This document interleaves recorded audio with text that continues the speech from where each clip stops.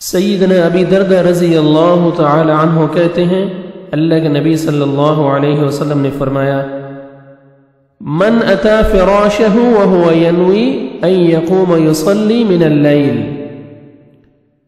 جو اپنے بستر پر آیا رات کو اور نیت کی کہ رات کو اٹھ کر تہجد پڑھے گا، قیام اللیل کرے گا، رات کی نماز پڑھے گا، فغلبته عیناہ حتی اصبح، پھر اس پر نیند کا غلبہ ایسا ہوا کہ فجر ہو گئی، نہیں اٹھ سکا، لیکن اس نے نیت کی، کتب لہ ما نوى، اس کے لیے وہی لکھا جائے گا جس کی اس نے نیت کی۔